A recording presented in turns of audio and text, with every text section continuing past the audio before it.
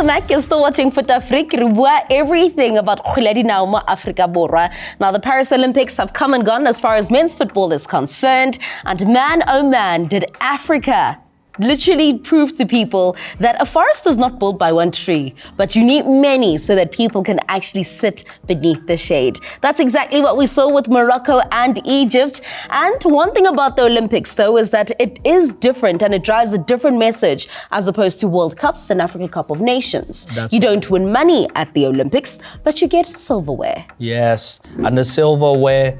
Well, if you make it to the podium. Yeah, that too. But unity... and also just to document the resilience in the human spirit. That's what the Olympics is about for me. Yeah, it's all about dare to dream. And we definitely saw a group of dreamers when we looked at the teams of football, right? When it was Morocco as well as Egypt. We can also talk about the ones who exited early, but let's talk about the ones that made it a bit further, right? Yes. And Ito, I have to get you back because you're always giving us sneak disses on the show, giving me especially sneak disses.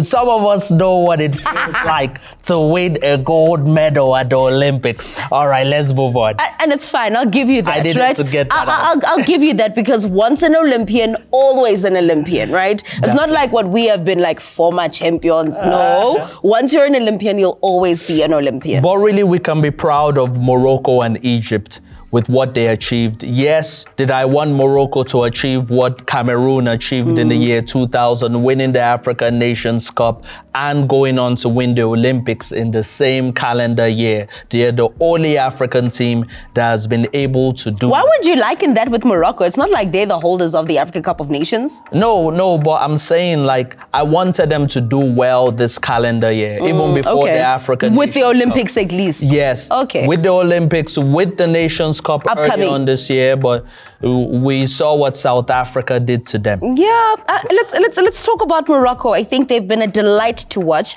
Obviously, that African curse of conceding within the last minutes of the game came in to creep with them. But I think the first thing is let's talk about how the coach went about tactically with this match. Did he utilize the players he had available well? Did he manage the time well? Did he make the right substitutions?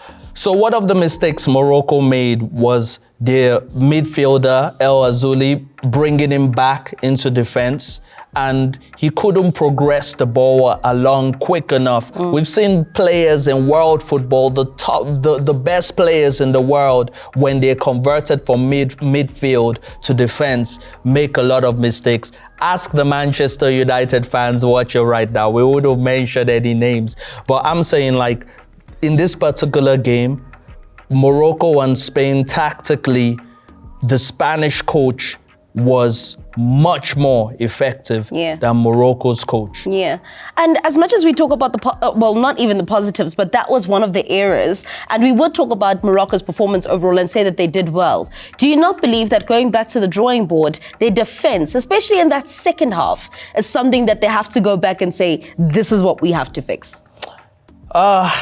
Not entirely, because... You reckon? But that's when they conceded. And those were errors from defense. Yes, but the quality of the opposition they were playing, and for me, they didn't concede so many goals that we would say, wow, like that was a basketball scoreline. No, I fully agree. But obviously, if you want them to, we know the level that they're at, right? Yes. Obviously, a bad day at the office for Lionel Messi is not going to be the same as okay, it's going to be unfair for me to make comparisons across the board, right? Yes. But your bad day at the office is not the same as mine, vice versa. Listen, the Spanish team... It's relative. The Spanish team have a player in Lopez that is already playing in the first team. Fair enough. Of Barcelona. And see what the Spanish team did that I thought was brilliant. They brought two players that had just won the Euro 2024 tournament. They included them. They brought players that had experience at this level at the Olympics. They included them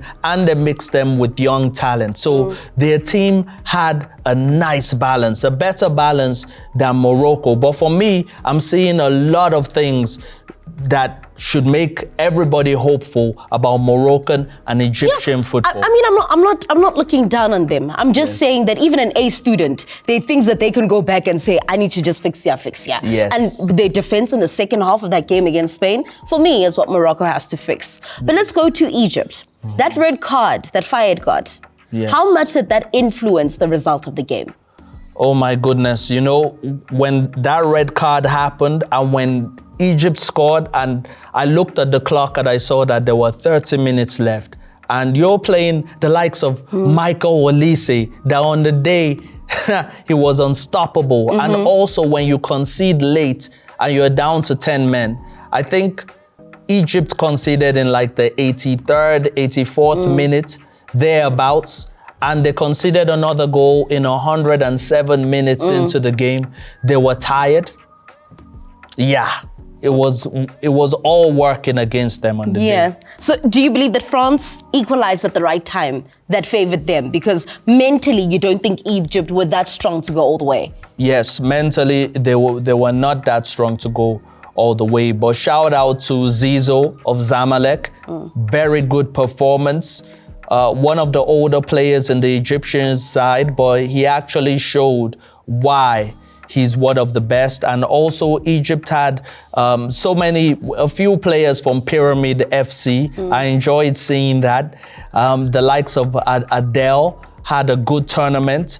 On the Moroccan side of things, the likes of Rahimi, the likes of Richardson, there's so many incredible young players that I think in the next few years, they're going to progress to the senior side and they will be the main players for the senior side.